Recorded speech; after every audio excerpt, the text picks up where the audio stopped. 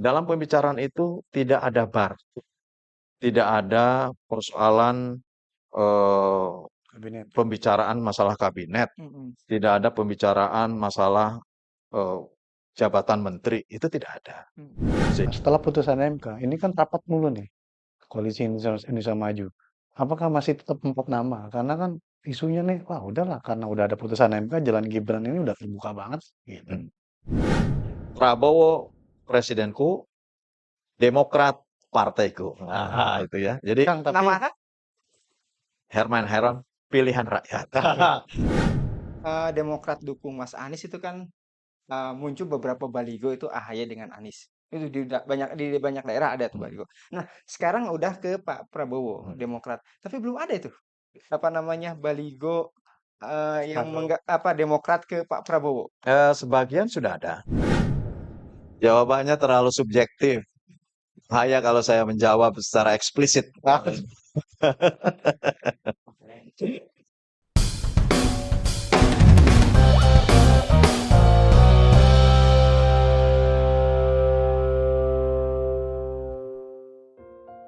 Halo, Sobat Rakyat Merdeka. Berjumpa lagi dengan kami di podcast Ngegas di Rakyat Merdeka bersama saya, Ujang Sunda, dan rekan saya, Siswanto. halo, Sis, kita akan bahas apa nih siang ini? ini bro, tentu yang paling rame itu ya putusan MK mungkin kan. Karena putusan MK itu kan biar bagaimanapun, ini yang merubah situasi politik tanah air. Bahkan yang diuntungkan tentu koalisinya Pak Prabowo kan, Koalisi Indonesia Maju. Bahkan setelah putusan itu malam-malam sampai rapat, hari ini pun katanya rapat. Padahal calonnya sih katanya sudah jelas, pendamping Pak Prabowo. Tapi benar apa enggak? Kita tanya aja nanti sama narasumber kita. Oke, siap. Kesempatan kali ini kita sudah ada kedatangan tamu istimewa, Ketua DPP Partai Demokrat, Kang Herman Hairon. Kang, gimana kabarnya, Kang? Baik, alhamdulillah. Alhamdulillah. Terima kasih sebelumnya Kang sudah Meskipun menyempatkan diri. masih ada polusi, tapi alhamdulillah. Yang penting sehat dulu Kang. Yang penting ada polusi politik. Kang, tadi seperti dibahas oleh Mas Sis, kemarin kan sudah ada kembangan terbaru mengenai putusan MK yang mengabulkan bahwa calon presiden itu boleh dari orang yang 40 tahun atau yang pernah menjabat sebagai kepala daerah. Hal ini kan memungkinkan Gibran untuk bisa maju. Nah, di koalisi Prabowo itu Demokrat sebagai salah satu pendukung Prabowo menyikapi ini seperti apa, Kang? Ya, pertama tentu sebagai pendatang baru, gitu ya, tidak bisa bicara terlalu jauh ke belakang, gitu ya, karena kami kan datang terakhir untuk mendukung Pak Prabowo sebagai calon Presiden Republik Indonesia ke-8. Sama dengan inisialnya Pak Prabowo, 08. Nah, yang kedua terkait dengan hasil keputusan Mahkamah Konstitusi, bagi kami tentu menghormati segala putusan instrumen hukum yang ada di negeri ini.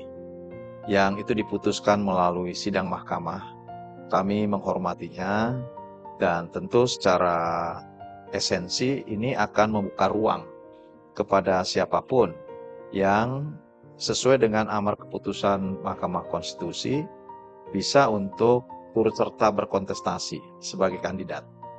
Kalau sebagai pemilih, semua hak warga negara setelah usia 17 tahun atau pernah menikah itu menjadi memiliki hak suara untuk memilih. Tapi untuk dipilih itu kan diatur di dalam Undang-Undang Nomor 7 Tahun 2017 tentang pemilu. Nah, pengaturan di dalam Undang-Undang Pemilu ini itu kan hasil karya pemerintah dan DPR. Artinya undang-undang dihasilkan berdasarkan kepentingan pemerintah dan DPR pada waktu itu atas dasar memang referensi atau preferensi rakyat, masyarakat, dan hasil pemilu sebelumnya. Nah, persoalannya bahwa undang-undang ini tidak direvisi pada waktu mau pemilu tahun 2024 gitu. Biasanya kalau biasanya itu berarti tradisi gitu ya. Betul. Undang-undang pemilu itu dibahas pada waktu akan kita memasuki pemilu selanjutnya. Pemilu 2014 kami bahas, misal pemilu 2009 kami bahas tahun 2007, apa namanya, Revisi. revisi undang-undangnya. Kemudian 2014, 2012 kami sudah bahas. 2019 semestinya kan 2017 dibahas, gitu ya. Nah, kemudian 2024 semestinya tahun 2020 kan dibahas untuk menyelaraskan apa sesungguhnya. Ini yang menjadi kepentingan-kepentingan pemilu ke depan. Nah, kalau kemudian banyak aspek karena ini tidak dibahas, tidak direvisi, banyak aspek yang tentu harus disesuaikan dan beradaptasi terhadap situasi dan tuntutan masyarakat, maka lembaganya adalah Mahkamah Konstitusi. Gitu. Ada banyak keputusan, sebelumnya ada Perpu untuk menetapkan jadwal pelaksanaan pemilu. Berikut dengan tahapannya. Setelah itu baru diturunkan menjadi peraturan KPU, PKPU. Nah, setelah ini selesai, ternyata ya masih ada tuntutan lain, yaitu persoalan usia.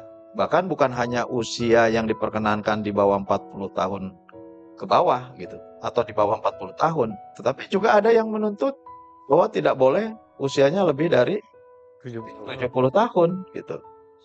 Nah, ini kan ya namanya tuntutan masyarakat, tentu dalam perspektif hukum harus diterima gitu. Nah, kalau kemudian bahwa hasil keputusannya berbeda cara pandangnya, ya wajar juga.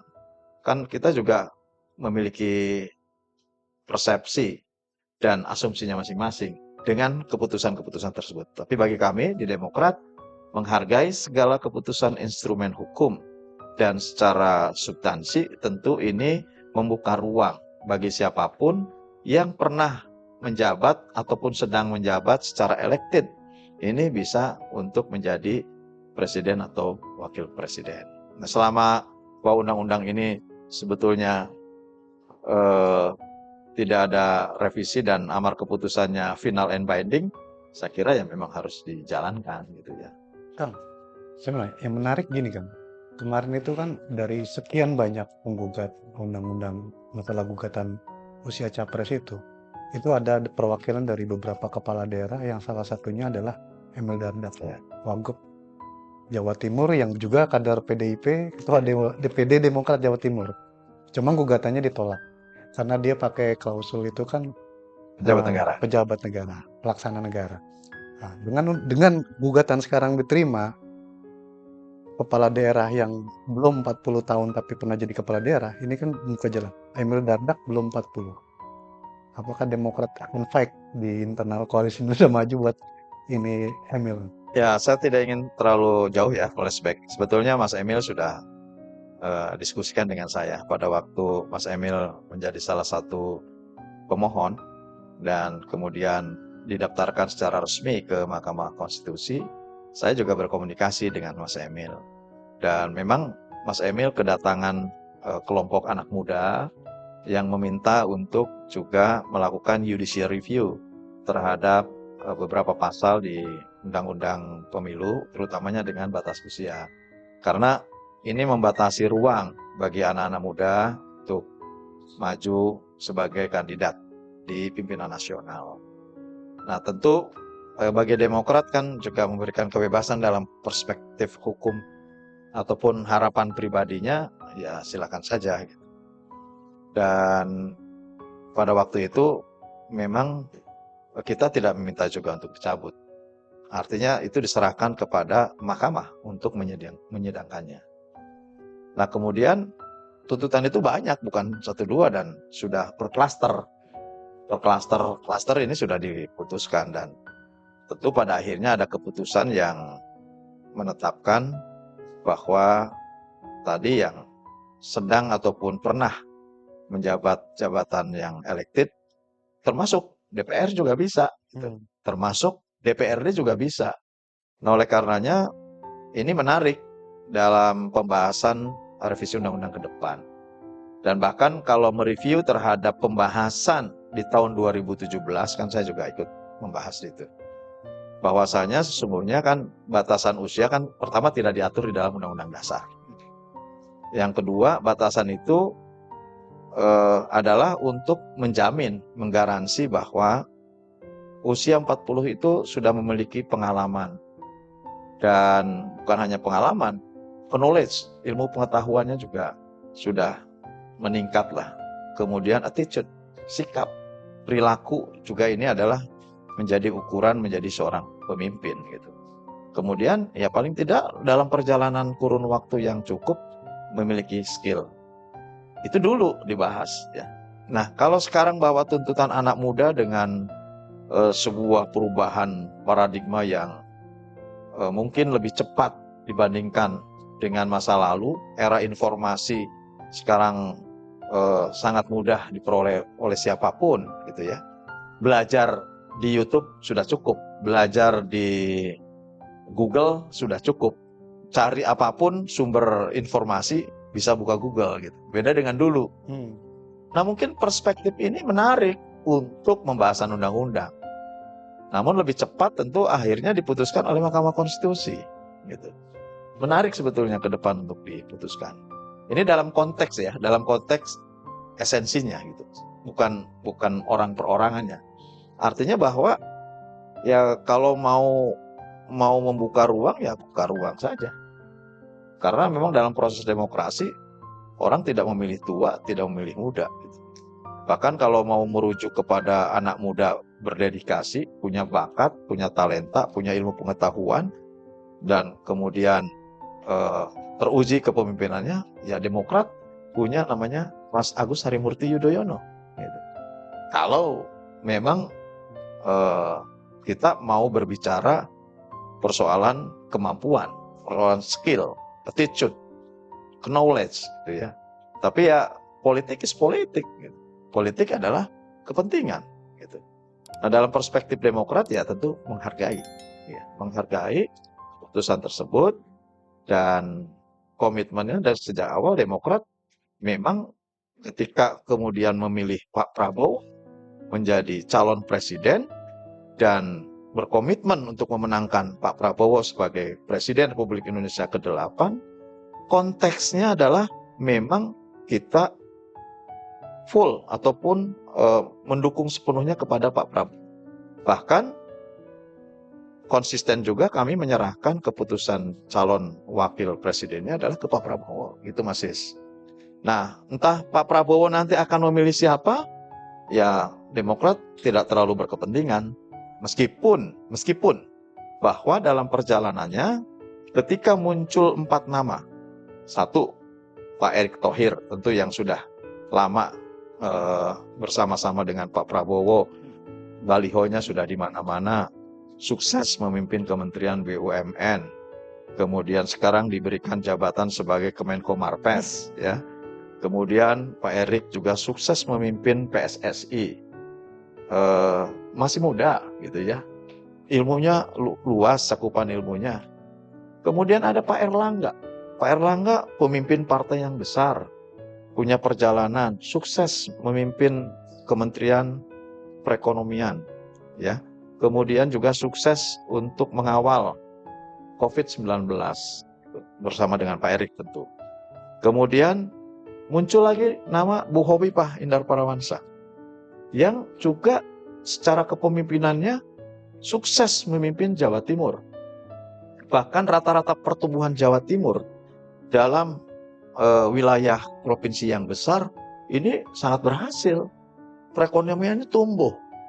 Kemudian tidak ada kejadian-kejadian yang aneh di Jawa Timur. Gitu.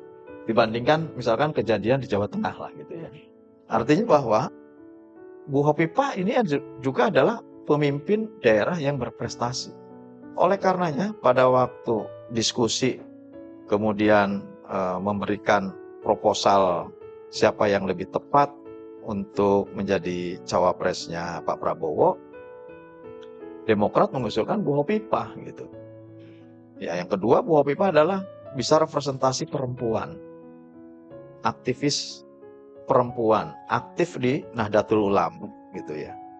Kemudian Bu Hovifah juga clear and clean sampai saat ini. Tentu ini adalah track record yang baik. Demokrat menyebut nama Bu Hovifah seperti yang disebut oleh Mas AHY pada waktu rapat pleno DPP, menurut saya punya kapasitas, punya kapabilitas, punya integritas untuk menjadi calon wakil Prabowo gitu.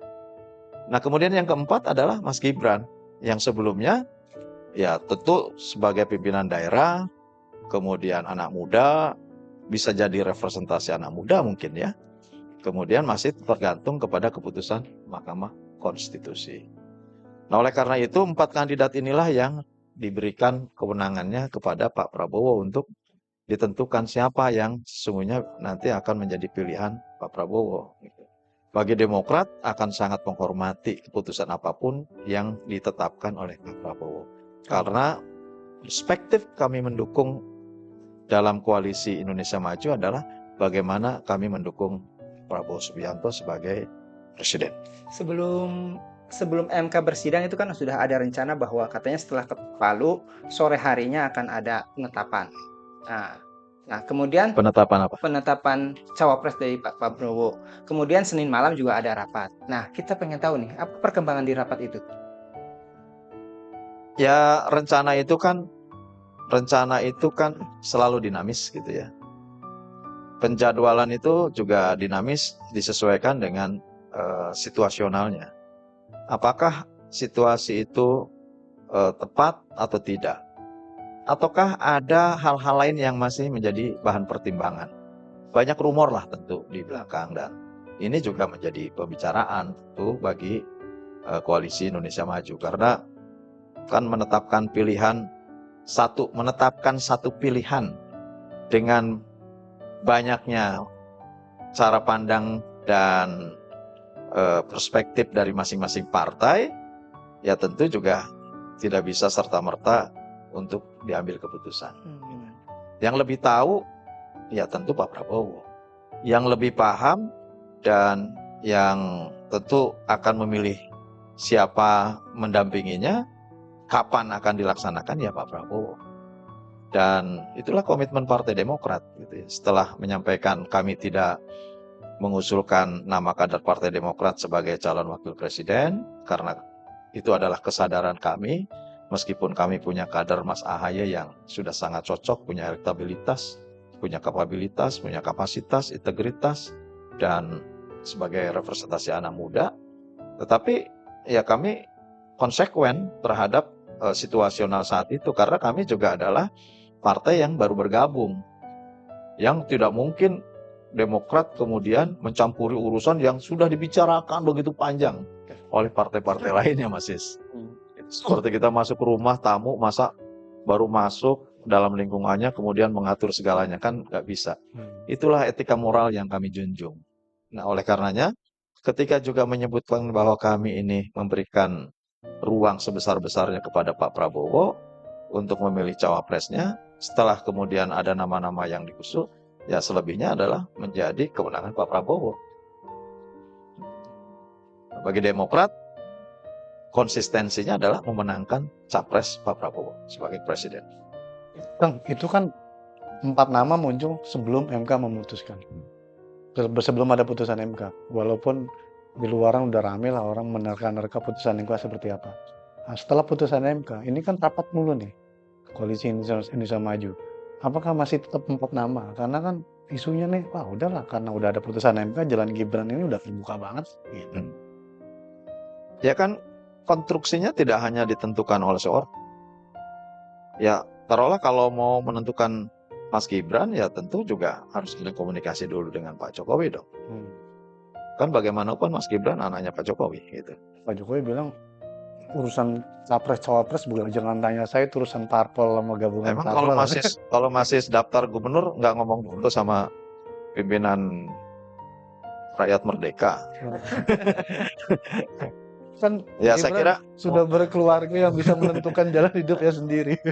Menurut saya itu penting karena mungkin juga masih ada persoalan-persoalan teknis ya, ada persoalan teknis, dan ya kalaupun dinamika dalam politik gitu ya, dinamika dalam politik dalam menetapkan seseorang, menetapkan jadwal, kemudian menetapkan cara, strategi, taktik, ini juga dinamis. Ini sangat disesuaikan dengan kondisionalnya seperti apa gitu. dan tidak bisa juga dipaksakan. Dan bahkan kalau belajar ke belakang, relatively bahwa pada waktu penetapan pasangan itu kan biasanya di detik-detik terakhir. Kalau kita kuliah itu dulu ada sistem SKS, sistem kebut semalam. Kita mau ujian minggu depan, nanti aja 2-3 hari sebelumnya aja kita belajar. Belanda masih jauh. Belanda masih jauh, 3 hari aja sebelum. Begitu 3 hari, nanti aja besok malam. Pada akhirnya malam itu juga gitu belajarnya. Artinya ya dalam konteks kepentingan pribadi seperti itu aja. Apalagi kepentingan orang banyak. Pasti ini ada situasi yang memang harus disolidkan dulu, harus dirapihkan dulu. Bahkan jangan menyisakan persoalan-persoalan gitu. Entah yang dipilih siapa, ya sebelum ada jalur melengkung itu dalam politik, pernikahan capres-cawapres itu kan sama dengan pernikahan seorang laki-laki dan perempuan, sama. Sebelum ada janur melengkung, kemudian sama-sama mendaftarkan ke KPU sebagai capres dan cawapres, ya sampai saat ini masih disebutnya bacapres dan bacawapres gitu. Makanya sebutnya begitu. Nah, oleh karenanya menurut saya lebih baik ya kita tunggu saja gitu sampai mana. Gitu. Bagi Demokrat sekali lagi saya akan tarik konklusinya. Bagi Demokrat tetap konsisten mendukung Pak Prabowo. Pak Jokowi kan sama Pak SBY sudah ketemu. Berarti Pak SBY juga udah welcome lah. Apanya itu? Masalah Mas Gibran. Pertemuan Pak SBY dengan Pak Jokowi pertama ya sebagai silaturahmi kebangsaan lah ya antar dua tokoh yang sudah lama. Karena terakhir 2019 ketemunya. Jadi sudah lama tidak ketemu, kemudian ketemu menyampaikan beberapa aspek. Yang kedua yang disampaikan tentu membicarakan persoalan kebangsaan saat ini. Termasuk bagaimana berkomitmen untuk mensukseskan penyelenggaraan pemilu tahun 2024. Itu penting. Ya, sebagai tokoh bangsa tentu harus menciptakan kondusivitas di dalam menuju pemilu 2024. Yang ketiga yang dibicarakan adalah bagaimana Pak SBY juga menjabarkan tentang konsepsi perubahan dan perbaikan Demokrat yang juga menjamin terhadap continuity keberlanjutan program-program presiden sebelumnya. Bukan hanya Presiden Jokowi, tapi ya juga Presiden Megawati, Gus Dur, kemudian Presiden Soeharto, Presiden Habibie, dan lain-lainnya. Artinya seluruh program-program yang baik pasti dilanjutkan dalam konteks konsepsi Demokrat tentang perubahan dan perbaikan. Kan ini harus dijabarkan. Jangan sampai nanti ini diganti tiba-tiba policy ini diganti, legacy ini nanti dirubah. Bukan. Sesuatu yang baik pasti dilanjutkan. Sesuatu yang tidak sempurna pasti disempurnakan. Sesuatu yang ini kurang baik untuk rakyat, tidak efektif, ya pasti dirubah gitu, yang seperti itu. Nah, oleh karenanya ini kan harus diterangkan juga ketika Demokrat memberikan dukungan kepada Pak Prabowo itu. Sesungguhnya apa yang ini menjadi pemikiran Demokrat dalam konteks itu. Nah, kemudian yang keempat tentu membicarakan hal-hal lain yang saya sendiri tidak tahu. Saya tidak tahu. Namun yang pasti dalam pembicaraan itu tidak ada tidak ada persoalan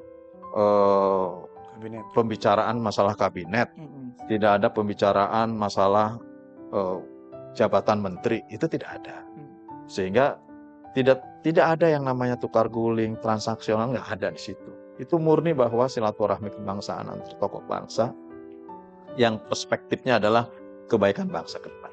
Kang, waktu Demokrat dukung Mas Anies itu kan muncul beberapa baligo itu AHY dengan Anies. Itu di banyak daerah ada tuh baligo. Nah, sekarang udah ke Pak Prabowo, Demokrat. Tapi belum ada itu.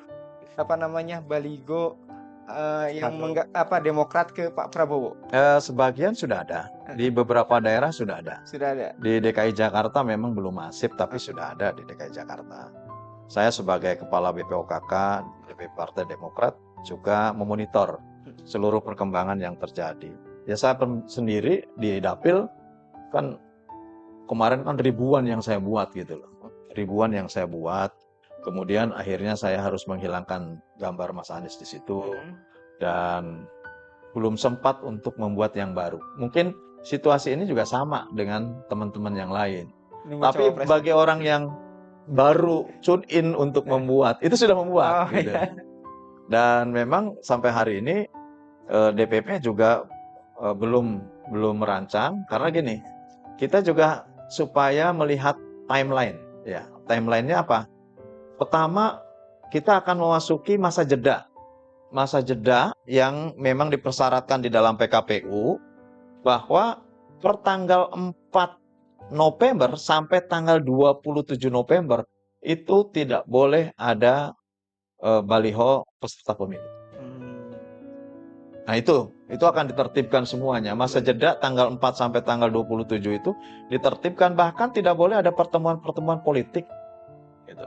Oleh karenanya daripada memasang hari ini, lebih baik persiapan saja, semuanya dipersiapkan. Nanti pada akhirnya setelah tanggal 27, 28 itu adalah masa awal kampanye, itu bisa secara masif dan serentak dipasangkan. Saya sendiri merancang Prabowo presidenku, Demokrat partaiku. Nah, itu ya. Jadi nama Herman Heron, pilihan rakyat. Kang, ini kan Demokrat bukan pertama kali dukung Prabowo. 2019 kemarin dukung. Cuma kan dianggap cuma sekedar dukung aja, nggak ada sumbangsi. Nah, ini yang sekarang juga SBY bilang, oh beneran olot nggak nih? Sebetulnya gini ya, saya kan termasuk di dalamnya. 2014 ya mendukung Pak Prabowo ya sungguh-sungguh. Pak Prabowo Hatta ya sungguh-sungguh.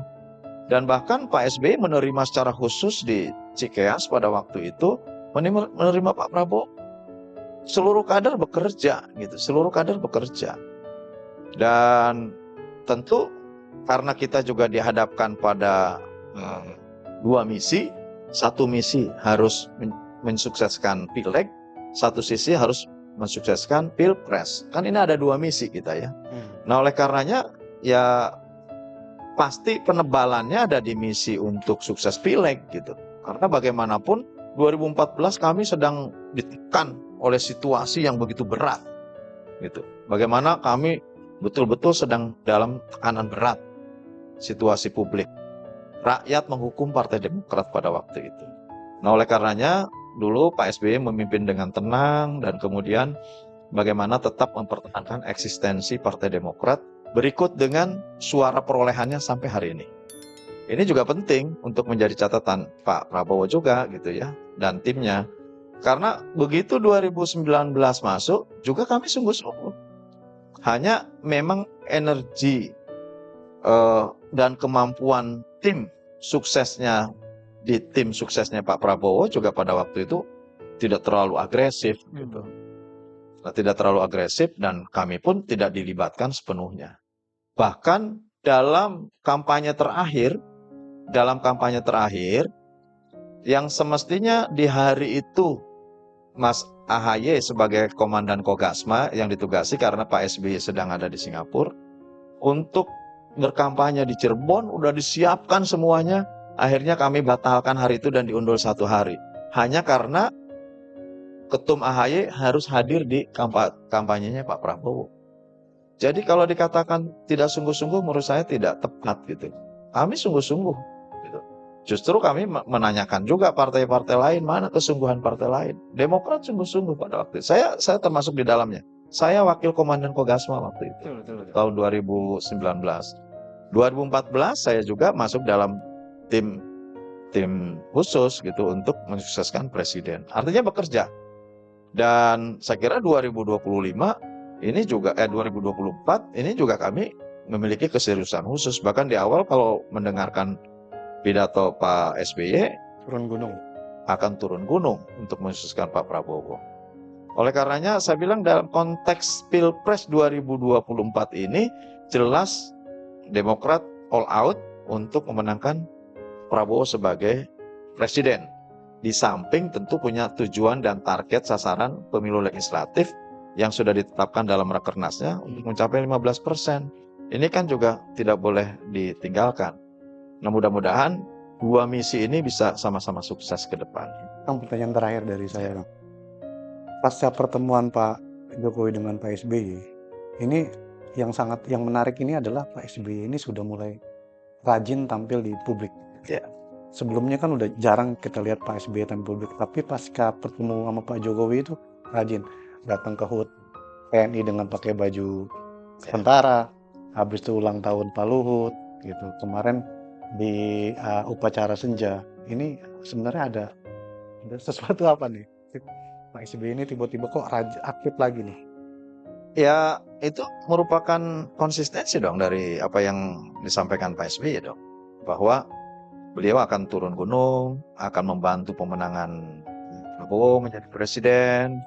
Dan saya kira komunikasinya di luar layar itu lebih intens sekarang. Bukan sekedar setelah ketemu Pak Jokowi, saya kira. Setelah Demokrat menyatakan dukungannya kepada Pak Prabowo. Karena Pak SBY sempat hadir di Hambalang, ya. Kemudian sama-sama hadir di acara pensiunan TNI gitu ya. Persatuan Purnawirawan TNI. Kan hadir juga di situ, ya. Kemudian hadir di beberapa event, pertemuan antara Pak SBY dengan Pak Prabowo juga intens. Ya, ini merupakan implementasi dari apa yang telah diucapkan oleh Pak SBY, bahwa tidak ada keraguan lah untuk Demokrat mendukung Pak Prabowo ini. Dan kedepannya juga saya kira langkah-langkahnya sudah harus ditetapkan. Namun kan ini sangat tergantung kepada bagaimana tim sesnya Pak Prabowo juga. Bagaimana tim sesnya Pak Prabowo yang juga sedang menanti siapa sebetulnya nanti cawapresnya. Nah, kalau cawapresnya sudah ada kan akan lebih paripurna untuk bisa menyusun tim, dan di mana posisi Demokrat tentu untuk diberikan peran gitu. Dan kalau nggak diberikan peran juga nggak bisa berperan, sama dengan film. Kang Ujang sama Mas Sis jadi bintang film nggak diberi peran, atau perannya hanya 2 detik, ya nggak terkenal gitu. Nah, nggak kelihatan gitu perannya. Nah, kalau perannya diberikan ruang yang cukup untuk berperan, ya pasti kelihatan. Sama dalam tim ses sebelumnya, karena Demokrat tidak diberikan peran yang lebih luas, ya nggak nampak. Pemain figuran meski kita di belakang layar itu juga bekerja sungguh-sungguh gitu. Kang, ini terakhir dari saya, mungkin bukan pertanyaan Kang, tapi kita bermain game jawab cepat. Oke. Nah, saya ada 5 ini, nanti akan milih salah satu. Saya konsentrasi. Nih Kang. Jadi DPR aja nggak pernah dikasih game. Pertama, koalisi atau oposisi? Koalisi. 2 pasang atau 3 pasang? 2 pasang atau 3 pasang? Dua. Oh, 1 kali aja jawabnya. 2 pasang atau 3 pasang? Lebih baik 2 pasang. Menang pileg atau menang pilpres? Aduh, susah jawabnya. Prioritas Pileg, pilpres. Karena 2 target ini harus menang. Oh gitu. Kami harus menang pileg, juga harus memenangkan pilpres. Gibran atau Hopipa? Belum tahu. Absen. Yang tadi 2 sekarang nggak tahu. Terakhir Pak, Jokowi atau Megawati?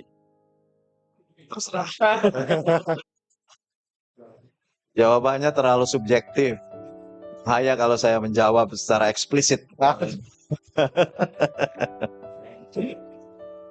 Pertanyaan-pertanyaan yang sulit seperti itu semestinya tidak ke saya gitu.